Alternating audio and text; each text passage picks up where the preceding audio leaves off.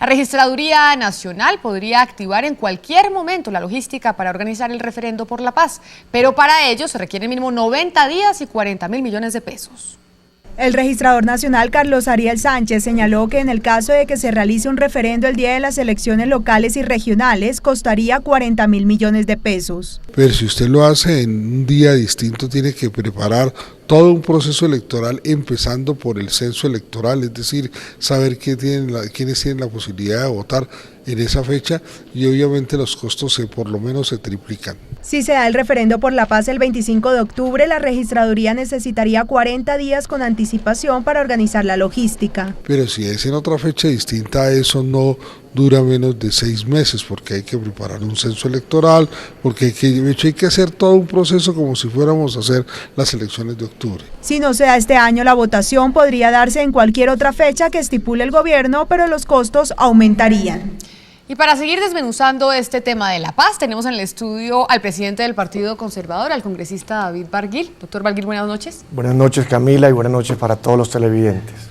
Y también nos acompaña el analista político León Valencia. Doctor Valencia, buenas noches y bienvenido. Buenas noches, Camila, y buenas noches para todos los televidentes. Quiero empezar con los dos con la misma pregunta. Y empiezo, doctor Barguil. ¿Usted desde un principio pensó o le entendió al gobierno que se iba a hacer un referendo literalmente para refrendar los acuerdos de La Habana? ¿O usted pensó que era cualquier mecanismo? Nosotros hemos entendido que es un referendo lo que el gobierno planteó para refrendar, por supuesto, los acuerdos de La Habana, y por eso fue que se tramitó en el Congreso de la República la posibilidad de que el referendo pueda, por supuesto, llevarse a las urnas el mismo día de una elección. Yo no entendería para qué se llevó esa iniciativa si no sería el referendo el mecanismo para que el pueblo colombiano tenga la palabra final frente a lo que se acuerde en La Habana. Doctor Valencia, ¿y usted entendió lo mismo o usted sí pensaba que era un poco más abierto el mecanismo? Es que se barajaron distintas fórmulas, pero el fondo siempre se ha hablado de una refrendación, cualesquiera sea la fórmula. Ahora, para mí tiene que tener dos condiciones. Primero, que sea una fórmula que permite una pregunta cerrada. ¿Aprueban los acuerdos de La Habana, sí o no? Porque si ponen a aprobar acuerdo por acuerdo, es una cosa imposible, digamos, de manejar electoralmente. Y segundo, yo creo que una de las cosas que ya es un compromiso del gobierno de Santos, es muy difícil que se le baje a eso, también las FARC están en esa tónica, de manera yo creo que sí va a haber refrendación con alguna fórmula para poner eso a consideración de toda la ciudadanía en Colombia, porque hay una debilidad del acuerdo. En realidad tenemos que reconocer, aquí hay una división importante del país alrededor de los temas de paz, y si el acuerdo solo se basa en la relación entre las dos partes que están en La Habana, pues tiene mucha vulnerabilidad. Camila, yo quisiera, sobre lo que acaba de decir León Valencia, plantear un punto fundamental, además es jurídico. La Constitución es muy clara frente a que cuando se le consulta al pueblo a través de un referendo, uno no puede hacer una pregunta general, sino que tiene que ser una pregunta muy específica. Y que cambie la Constitución. Por supuesto, y que modifique la ley o la Constitución. Pero tiene que ser una pregunta de fondo, es decir, no puede ser una pregunta general sobre si está o no de acuerdo en lo que se negoció y lo que se firmó en La Habana. No, tendría que ser preguntas específicas, y eso es lo que dice hoy la Constitución Política Colombiana. Así que yo creería que hay que abrir el debate y hay que hablar y plantear que sería importante que el pueblo colombiano, por lo menos en las líneas gruesas de lo que se acuerde en La Habana, pueda expresarse, y como hemos dicho nosotros hoy en el Directorio Nacional Conservador, que sea el pueblo colombiano quien tenga la última palabra, por lo menos en las líneas gruesas. Bueno, pero de un modo u otro, los dos están de acuerdo en que hay que refrendar estos acuerdos, entre otras, para darle piso político a algo que está dividido. Sí. Lo legitima. ¿Por qué en los últimos días han empezado a surgir voces, incluida por supuesto la del fiscal, que en algunos casos oficia como vocero informal del gobierno en ciertas cosas? ¿Por qué se oyen voces en el sentido en que ya no se podría hacer un referendo, que no se haría? ¿Usted a qué lo atribuye, doctor Barguil? Mire, yo creo, todos quedamos sorprendidos cuando el señor fiscal planteó en la radio colombiana esa posibilidad de no tener que acudir a la refrendación de lo que se firme en La Habana. Ahora bien, el fiscal tiene la razón en cuanto a que legalmente el gobierno no está obligado, por supuesto, a llevar a la consulta popular a través de un referendo, de una consulta o de cualquier sea el mecanismo que la Constitución establece para ello, la aprobación o no de los acuerdos, eso es cierto, es decir, no hay una obligatoriedad constitucional o legal para ello, pero fue una promesa del gobierno cuando comenzaron los diálogos, fue casi que de cara al país, y lo dice León Valencia, con todo el conflicto que ha tenido, con la polarización, con las distintas posturas, yo sí creo que es una herramienta que puede ayudar a legitimar los acuerdos de La Habana y por supuesto el anhelo de paz de todos los colombianos. Bueno, doctor Valencia, y veíamos también que entre otras personas el expresidente Pastrana decía este acuerdo no puede ir con el país dividido y aquí se está desconociendo a la mitad del país político.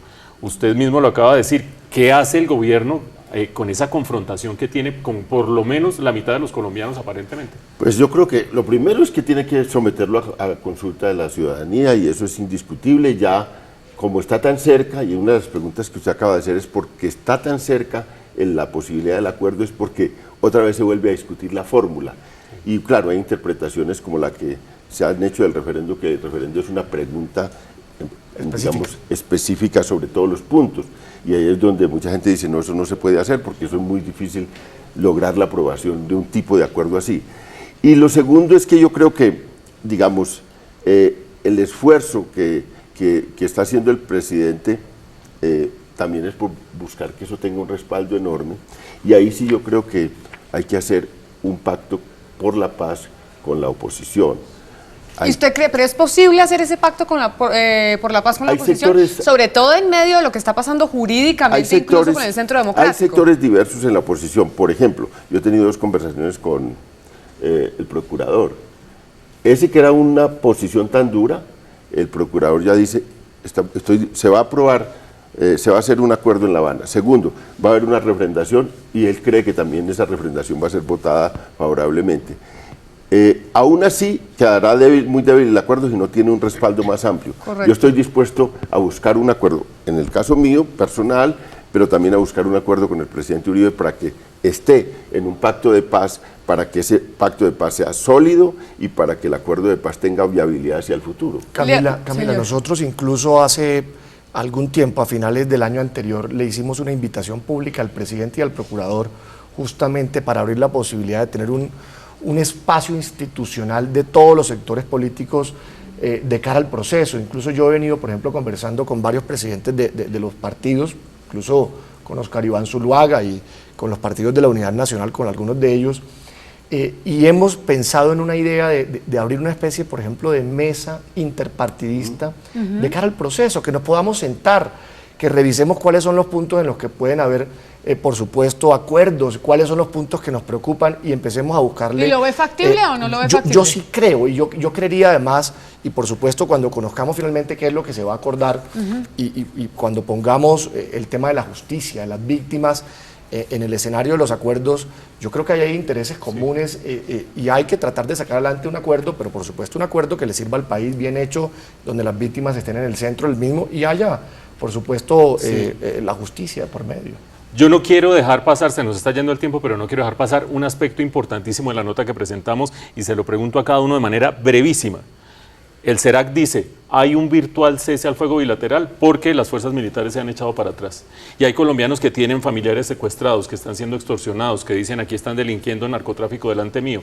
¿Usted qué piensa de ese cese al fuego bilateral virtual? En 10 segundos y el doctor Valencia. Mire, lo primero es que yo me tengo que negar a creer que eso esté sucediendo. Primero, las fuerzas militares tienen un deber constitucional de proteger la vida, la honra, los bienes de todos los ciudadanos y para ello tienen que estar, por supuesto, combatiendo a todos los grupos al margen de la ley, donde está incluida la FARC.